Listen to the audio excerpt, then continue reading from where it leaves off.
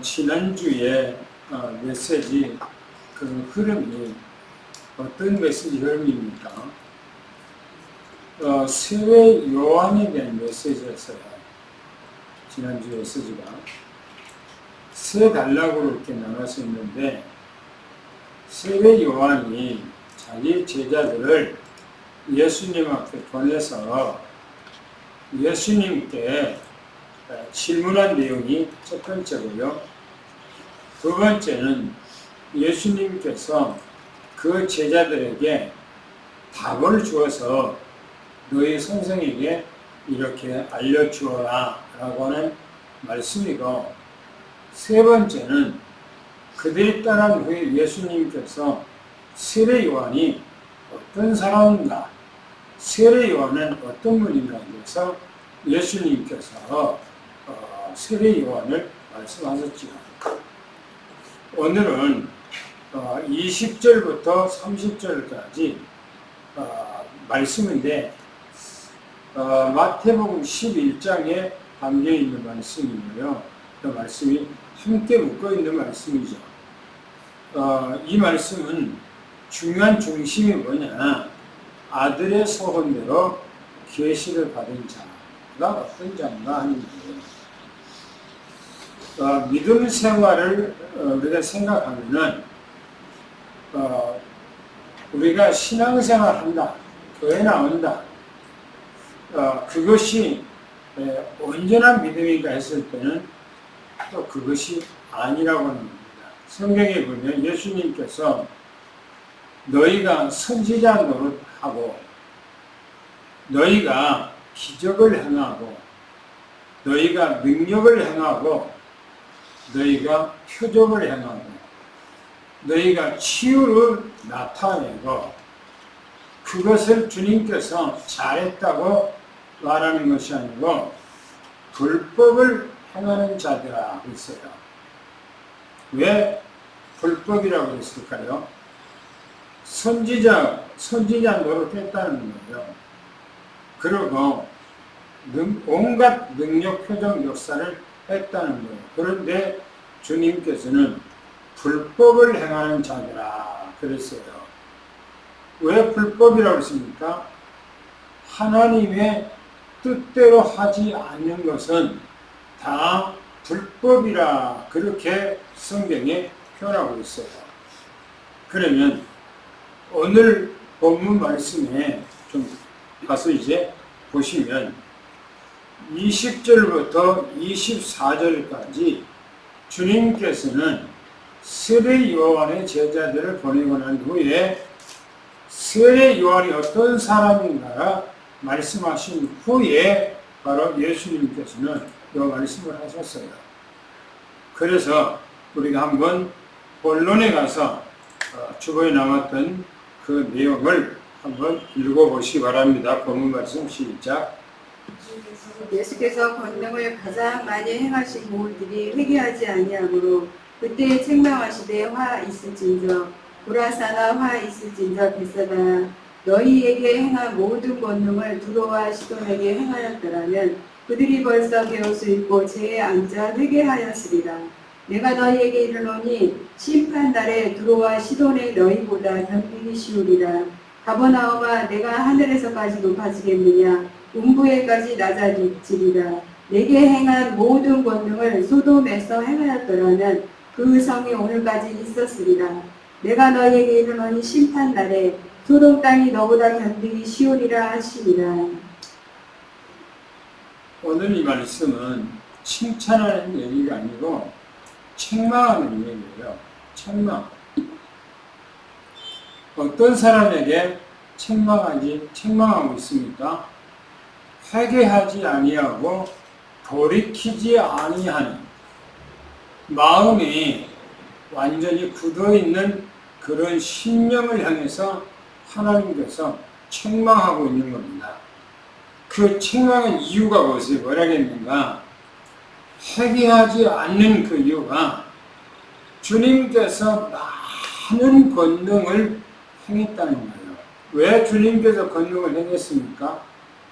권능을 행한 이유가 있어요. 자기가 누구인가를 나타내고자 하는 거예요. 예수 그리스도가 누구신가를 나타내고 믿게 만들기 위해서 그 기적, 이적, 표적, 능력을 행한 거예요. 사람을 치유해주고 그것이 중요한 것이 아니고 예수님이 누군가를 나타내고자 한 것입니다. 그런데 성경에 그들이 회개하지 않았다는 겁니다. 그래서 예수님께서 책망한 거예요. 그래서 우리가 지난주에는 세례 요한이 어떤 사람이라고 했습니까? 예수님을 정확하게 알고 예수님이 누군가를 증거했던 사람입니다. 천국 복음을 증거했다고 성경에서 말씀하고 있습니다. 그 세례 요한하고 여기 있는 사람들하고 한번 비교를 한번 해보세요. 성경에 보니까 책망하셨는데 화 있을진저 고라시나 화 있을진저 벳세다니라. 왜 주님께서는 고라신과 벳세다를 지목해서 그렇게 고라시나 벳세다야 그렇게 책망을 했을까요?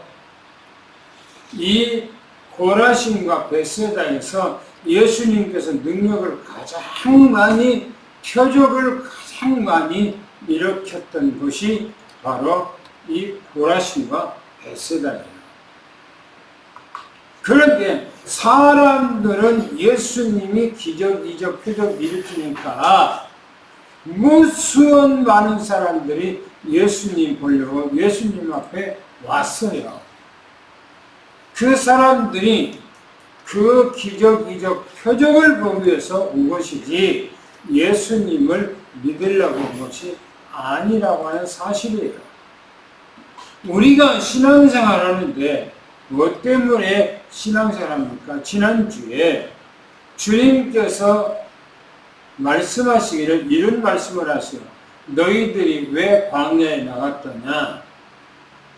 흔들리는 갈대를 보러 갔냐? 너희들이 왜 광야에 나갔냐? 좋은 옷을 입은 사람 보기 위해서 갔냐? 라고 하는 말씀을 하십니다. 그 말씀 뭡니까? 교회를 우리가 왜 나갑니까? 많은 사람들이 교회에 모여 있으니까 그 사람들 보러 갑니까? 교회 분위기가 너무너무나 잘 해놨어요. 그러니까 그 분위기에 쌓여서 그 분위기가 좋으니까 그것 때문에 교회 나갑니까? 아니 교회는 보니까 많은 사람들 가운데서 옷이 멋지게 입고 다운 젠틀맨 같은 사람들이 너무너무나 많이 있어. 학식으로도 너무나 많고 판사, 검사, 연예인들 막 와서 그 사람들 보러 교회 나갑니까? 아니에요.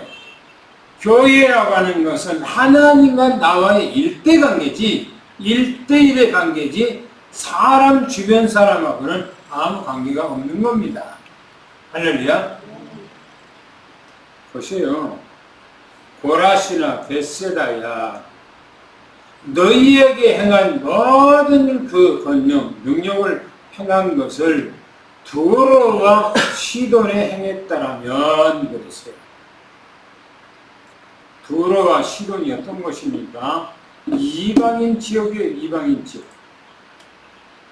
두로와 시돈 이방 지역에 가서 내가 이렇게 많은 역사를 했다면 그 사람들은 회개하고 죄에 뒤집어 썼을 것. 죄라고 하는 걸 회개했을 때에 먼지를 뒤집어 쓰고 먼지를 막 날리면서 하나님 앞에 회개한 것을 말하는 겁니다. 그런데 도로와 시돈 지역에 있는 사람들, 가버나움 사람들은 전혀 그러지를 않았다는 거예요. 예수님은 이적, 기적, 표적을 행할 때에 그걸 보기 위해서 갔지만 예수님 믿기 위해서 간 사람들이 아니라는 거예요. 또 보세요. 22절, 24절 보니까 심판날에서 얘기합니다. 사람은 누구나 개인 심판이 있어요. 오늘 죽습니다. 또 이 시대도 언젠가는 끝나게 돼 있어요. 정말 이 세상도 곧 끝날 때가 곧 다가옵니다. 저는 지난주에 몸이 아파서 집에 있다 보니까 별 생각이 다 들고, 음식을 아마 지난번에 목회자들 배천에 가서 회를 먹었는데 우리 찬영이가 왔길래 회를 좀 떠가서 줘야 되겠다 하고 회를 떠갖고 오다가 오는데 그 사람이 멍게를 줬어요. 멍게. 그거는 이제 서비스로. 그 멍게를 한 이틀 동안 안 먹었어요. 냉장고에 넣어놓고. 그런데 그걸 먹으라니까 안 먹는 거예요. 그래서 내가 그걸 넣었거든요. 아마 그것이 아다레가 된 것 같아요. 그게. 칼로 배를 이렇게 긋는 거. 칼로 긋는 거. 얼마나 아프든지. 그러니까 아무것도 못하네. 그때는 그럴 때는 숨도 못 쉴 정도로 아프니까. 너무너무 아프니까. 별 생각이 다 들어요. 사람이 아무것도 아니에요. 음식 조그만 거, 몇 점 먹었던 그것이 내게 아다리가 되어서 사경해볼 정도로 너무너무나 힘들었으니까. 그러니까 음식도 제대로 못 먹는 거예요. 또 냄새도 맡기도 싫고. 그러니까 별 생각이 들어요. 이게 또 다른 병이 아닌가. 췌장암이 아닌가. 췌장암이 걸리면 비슷하다고 하는데 그것이 아닌가. 별 생각이 다 들어요. 사람이 참 약해요. 사람이. 그래서 어제가 되니까는 조금 낫더라고요. 그래서 오늘은 이제 새벽 기도가 올 정도로 괜찮아졌는데, 그러나 지금도 이제 힘이 빠지고 힘이 없고 좀 그런 상태입니다. 뭐라고 하냐면, 내가 너희에게 이런 심판날에 두로와 시돈이 너희보다 견디기 쉽다. 이 말을 해석해 보면, 두로와 시돈은 이방인 지역이에요. 하나님을 안 믿는 이방인들이 마지막 때에 받을 심판은 무시무시한 심판이 있습니다. 말할 수 없어요. 앞으로 세상이 어떻게 정배된가 여러분들 보세요. 세상이 앞으로 어떻게 정배될 것인가.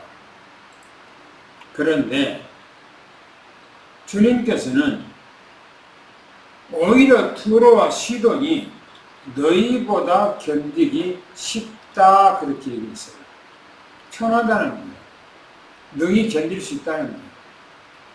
그러면 하나님을 믿는다고 하면서 제대로 안 믿고 하는 것이 얼마나 큰 무서운 죄가 되는가 하는 것을 일깨우는 얘기입니다. 그러면서 말하기를 가버나움아 내가 하늘에까지 높아지겠느냐? 교만하다는 거예요. 사람이 교만할 게 뭐가 있습니까? 뭐가 내세울 게 있어 하나님 앞에? 아무것도 없어. 인간. 음부에까지 날려지는 지옥에 떨어지는 지옥. 그러면서 내가 행한 모든 권능을 소돔에서 내가 행했더라면 소돔 성이 오늘날까지 있을 것입니다. 행한 모든 권능을 소돔과 고모라에서 행했더라면 성경 창세기 19장에는 소돔과 고모라에서 한 번도 기적, 이적, 표적, 능력이 없었어요. 그들이 범죄했던 것을 아브라함을 통해서 전도를 했지만은 전도가 받아들이지 아니했기 때문에 하나님께서는 소돔과 고모라를 멸망해 버렸다는 거예요. 만약에 예수님께서 소돔과 고모라를 행했던 것처럼 그런 능력을 행했다면은 어마어마한 역사가 일어났겠죠. 24절에 보면 이렇게 말씀합니다. 복음을 받지 않는 자의 결말에 대해서 얘기합니다. 내가 너에게 이르노니 심판날에 소돔 땅이 너희보다 견디기 쉽다라고 그렇게 얘기합니다. 그런데 소돔이라고 하는 고모라라고 하는 것이 얼마나 무서운 심판을 당했는 줄 알죠? 하늘에서 불이 떨어져서 그 소돔과 고모라와 그 주변에 있는 모든 것들을 전부 다 태워버리고 다 뒤집고 다 저주받았죠. 그래서 사해바다가 만들어진 것이 바로 소돔과 고모라 땅인 것입니다. 그런데 마지막 때는 이보다 더 무섭다는 거예요, 성경에. 그러니까 얼마나 무서운가, 예수 믿지 않는 죄가 얼마나 큰가 하는 것을 여기서 말씀해 주고 있어요. 그래서 인간은 하나님 앞에 한없이 겸손해야 된다라고 하는 것을 말씀해 주고 있는 것입니다. 25절, 27절에 보면 계시를 받은 자에 대해서 말씀하고 있어요. 한번 읽어볼까요? 뭐라 했는지. 그럴 때 예수께서 대답하여 이르시되 천지의 주제이신 아버지여 이것을 지혜롭고 슬기 있는 자들에게는 숨기시고 어린 아이들에게는 나타내심을 감사하나이다. 올소이다. 이렇게 된 것이 아버지의 뜻입니다. 내 아버지께서 모든 것을 내게 주셨으니 아버지 외에는 아들을 아는 자가 없고 아들을 또 아들의 소원대로 계시를 받은 자 외에는 아버지를 아는 자가 없느니라. 복음이라고 하는 것은 감춰져 있죠. 감춰져 있기 때문에 누구나 알 수 있는 것이 아니잖아요. 누구나 받을 수 있는 것이 아니잖아요. 한번 생각해 보세요.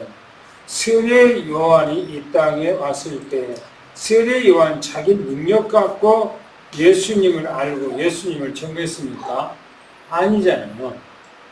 세례 요한이 이 땅에 태어났을 때 하나님께서 세례 요한을 계시를 주셔서 하나님께서 성령을 인도하셔서 그렇게 복음을 알고 깨닫고 증거했던 것입니다. 그런 것처럼 복음은 감춰져 있는 거예요. 보세요. 25절에 주님의 기도가 나오는데 그때에 예수님께서 기도하시기를 천지의 주제이신 아버지여 이것을 지혜롭고 슬기 있는 자에게 숨기시고 어린아이에게 나타내신 것을 감사하나이다 라고 했어요. 여기서 말하고 있는 지혜롭고 슬기 있는 자들에게 숨겼다라고 했어요. 뭘 숨겼다는 얘기예요? 복음이 숨겨졌다는 거예요. 그러면 여기서 지혜롭고 슬기 있다는 사람은 누굽니까? 세상적으로 가지고 있는 사람들을 말하는 거예요. 세상적으로. 뭘 가지고 있단 말입니까? 지식을 가지고 있어. 세상적으로. 뭘 가지고 있습니까? 세상적으로 경제를 가지고 있고 명예를 가지고 있고 세상적으로 모든 걸 다 가지고 있어요. 그래서 세상이 지혜롭고 슬기 있다고 스스로 자칭하는 사람에게는 다 이 복음이 숨겨진 거죠. 그런데 26절, 27절에 보세요. 아버지 뜻에 대해서 얘기를 합니다. 아버지 뜻.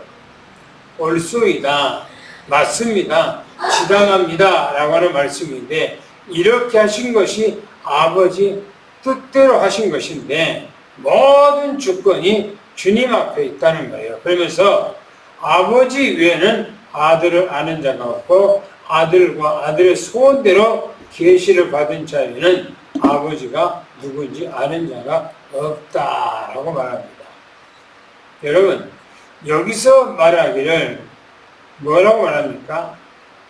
중요한 것은 여기서 어린 아이들에게 나타내신 것을 감사. 어린 아이 그러면 유년주의라고 애들한테 나타나고 어른들한테 안 나타난단 말입니까? 그런 말이 아니거든요. 마태복음 11장 5절에 보면 세례 요한이 예수님 앞에 당신이 오시기를 약속했던 사람 맞습니까? 라고 그렇게 질문을 했지요. 그러니까 예수님께서 세례 요한에게 이렇게 알려줘라 라면서 5절 얘기합니다. 뭐랍니까?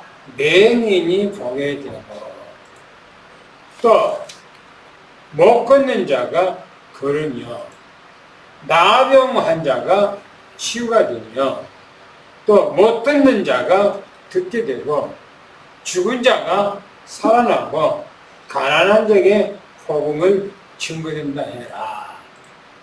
여기서 말하는 어린아이를 지칭해서 유년주의라 그 어린이를 말하는 것이 아니고 이 세상에서 약하고 힘이 없고 의지할 곳도 없고 그런 아주 약한 심령을 얘기를 하고 있는 거예요.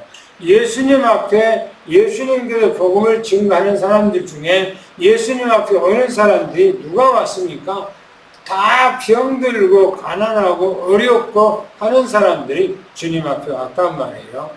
그런 것처럼 바로 주님께서는 이 세상에서 지혜롭고 똑똑한 사람에게는 복음이 안 들어가요. 안 들어가. 우리가 전도하러 해 나가서 성경에 보면요, 유럽에 가서는요, 진짜 전도하기가 힘들어요. 그런데 가난하고 없고요, 후진국가에 가면요, 복음이 잘 들어갑니다.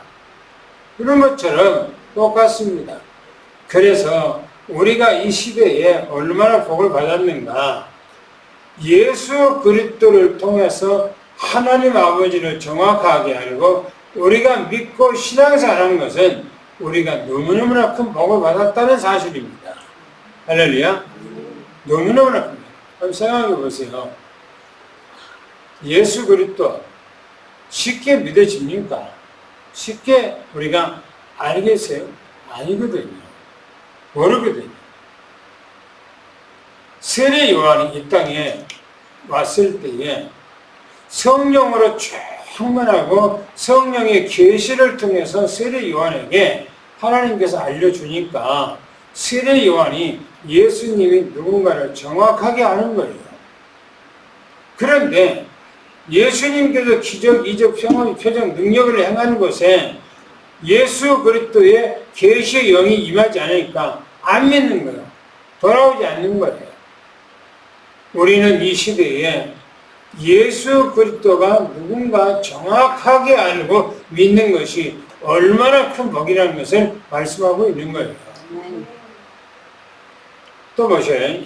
28절부터 30절까지 또 마지막으로 주님께서 너무너무나 중요한 말씀을 하셨죠. 한번 읽어보겠습니다.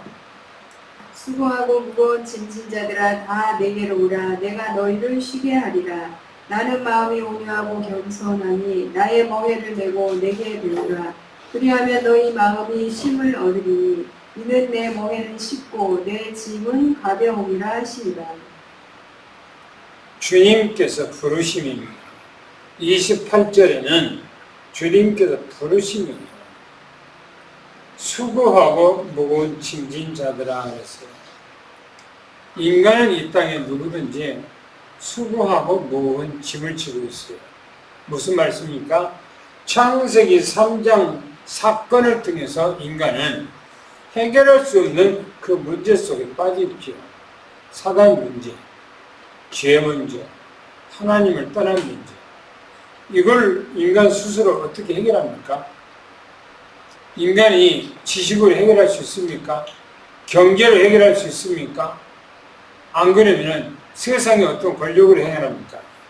어떤 것으로 해결할 수가 없기 때문에 주님께서 수고하고 무거운 짐진 자들아 다 내게 오라라고 그렇게 말씀하신 것은 이 땅에 어떤 것으로 해결이 안 되기 때문에 친히 해결자로 이 땅에 주님께서 오셨단 말이에요.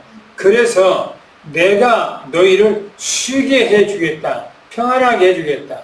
내가 너를 모든 문제에서 해방해 주시겠다라고 말씀을 하신 거예요. 우리는 주님의 부르심에 우리는 순종할 수 있는 믿음을 가지기를 예수를 축원합니다. 할렐루야. 저는 처음에 예수를 믿는 것에 대해서요, 너무너무나 감사하고 고맙고 어찌 표현하기가 힘들 정도로 하나님 앞에 감사하더라고요. 너무너무나 감사해서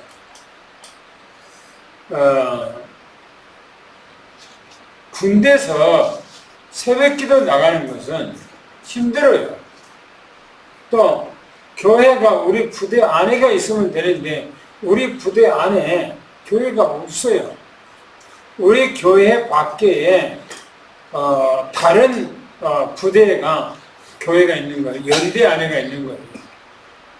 그래서 교회 새벽기도 나가는 건 너무나 힘드는데 저는 군대에서 새벽기도 나갔어요.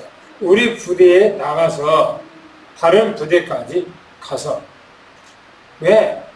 예수 믿으니까 너무너무나 좋은 거예요. 그리고 집회를 한다고 그래. 사단에서 집회를 하는 거예요. 사단의 집회를 하려면은 우리 부대에서 사단까지는 4km를 걸어가야 돼요. 4km. 그런데 거기까지 혼자 가는 거예요. 그러니까 교회에 내가 하나님 앞에 내가 미치니까 뭐 밤이고 낮이고 막 없어요. 주님 앞에 가고 싶어서. 부대가 군대는 내 자유대로 할 수 있는 거 아니잖아요. 군대라고 하는 것은 모든 것이 명령체계고 다 그 부대 안에서 거기서 보고하고 그러고 나갔다 들어와야 돼요. 전부 다 기록을 하기 때문에.